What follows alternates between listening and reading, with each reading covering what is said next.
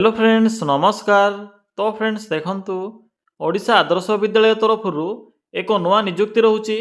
ए निजुक्ति प्रक्रिया द्वारा आपण मैंने निज निज ब्लॉक भितर पोस्टिंग पाई परिबे। एथिरे मैट्रिक और +3 पास पिला मानक पई पोस्ट रहिबो। तो जदि आपणकर मिनिमम शिक्षागत योग्यता मैट्रिक पास भी थिबो तेबे आपण माने एथिरे आवेदन करि परिबे। एथिरे दरमा भी बहुत भल रहउची। 20 रु 23,000 पर्यंत आपण माने एथिरे स्टार्टिंग दरमा पाई परिबे। जेहेतु एथिरे ओडिशा भितर पोस्टिंग रहउची तो ऑल ओवर ओडिशा पिला माने आवेदन करि परिबे। तो चालंतु देखिनेबा जे एथिरे केउ सब पोस्ट पई वैकेंसी रहउची, किपरि आपण माने आवेदन करिवे, फुल डिटेल्स मो आपन केबे कहिबी। पिला माने जदि आपण माने प्रथम थर पई आम चैनल रे विजिट करूछंती तेबे एई भली नुआ नुआ सरकारी जॉब रो न्यूज़ पाइबा पई चैनल टी को आज ही सब्सक्राइब करी वीडियो टी को भी गोटिए लाइक करि नियंतु। फ्रेंड्स देखंतु ए नोटिफिकेशन टी ओडिशा आदर्श विद्यालय संगठन तरफ आसी अछि। हु कैन अप्लाई एथिरे केउ माने आवेदन करि परिबे। एथिरे ऑल ओवर ओडिसा रो पिला माने आवेदन करि परिबे। आम ओडिसा रो सबु जिल्ला रो पिला माने एही पोस्ट रे आवेदन करि परिबे। आपन के एथिरे 20 रु 23,000 पर्यंत सैलरी देखिबा को मिलिबो, जहाँकि बहुत भल सैलरी रहिबो। गवर्नमेंट जॉब रोची, स्टेट गवर्नमेंट जॉब रहिबो। निज निज ब्लॉक अंडर रे पोस्टिंग पाई परिबे। यहाँ पर आसिला पोस्ट नेम। एथिरे 3 रु 4 प्रकार पोस्ट रहिबो, जेपरि कि एथिरे प्राइमरी एजुकेशन ऑफिसर, या सहित वार्डन, अकाउंटेंट एवं पियन बा हेल्पर पई एथिरे वैकेंसी रहिबो। तो निजर इंटरेस्ट अनुसार निजर शिक्षागत योग्यता अनुसार आपण माने एथिरे जे कोनोसी भी गोटे पोस्ट रे आवेदन करि परिबे। नेक्स्ट होचे एजुकेशनल क्वालिफिकेशन। जदि आपण माने मैट्रिक पास करथिबे किबा एनी डिग्री बा ग्रेजुएशन टे कंप्लीट करथिबे तबे आपण माने ए चारोटी मध्यरु जे कोनोसी पोस्ट में भी इलिजिबल होई परिबे। एहा सहित ओडिया भाषार प्रॉपर नॉलेज आवश्यक पड़िबो, जेपरि कि लिखि पारथिबे, पढ़ी पारथिबे किबा कहि पारथिबे तबे पोस्ट रे आवेदन करि परिबे।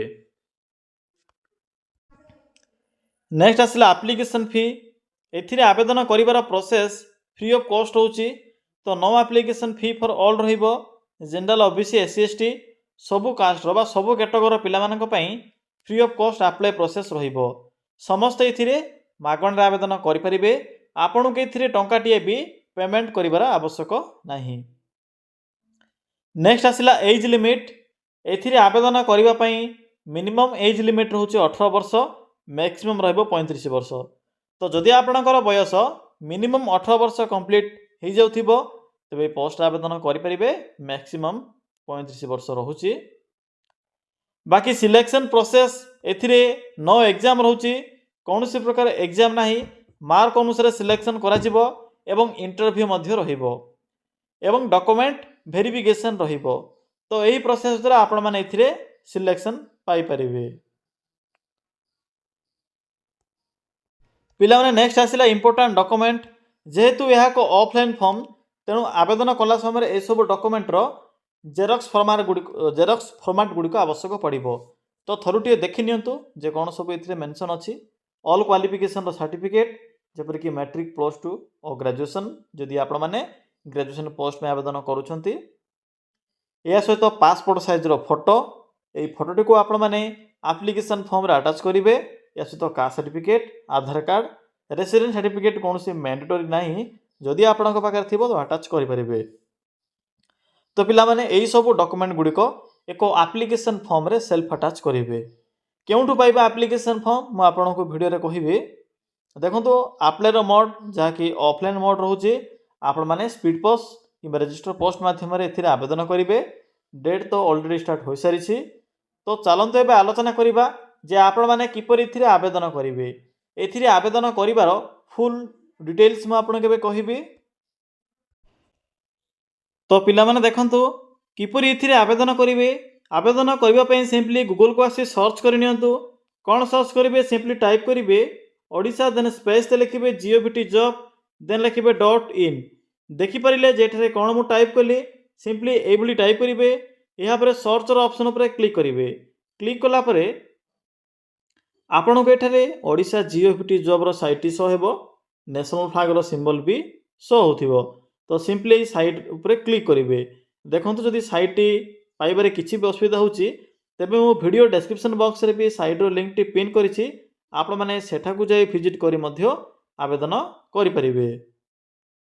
पिला माने आपण माने से साइट रो लिंक उपरे क्लिक कला परे एई भली किछि शो थिबो, आपण गटरे एई भली किछि एक इंटरफेस टी शो हेबो। तो देखंतु एठरे एक ऑप्शन अछि school jobs, simply school jobs रो बॉक्स रो लिंक उपरे क्लिक करंतु। क्लिक कला परे आपण को प्रथमे ही ओडिशा आदर्श विद्यालय तरफ आस्तिबा नुआ नोटिफिकेशन टी शो हेबो, सिंपली एठरे क्लिक करि नियंतु। क्लिक कला परे पोस्ट रो फुल डिटेल्स शो होइजिबो, तो भला भाबरे चेक करि नेबे। तो आपण माने सिंपली शेष को आसीबे, मु तो आपण को यार शॉर्ट इन्फॉर्मेशन पूर्व होई सारिछि, तो डायरेक्ट आपण माने बे अप्लाई करिवे। पीडीएफ लिंक 1 अछि, लिंक 2 अछि। प्रथमे लिंक 2 पर क्लिक करि देखि नियंतु जे कोन सब पोस्ट होउछि।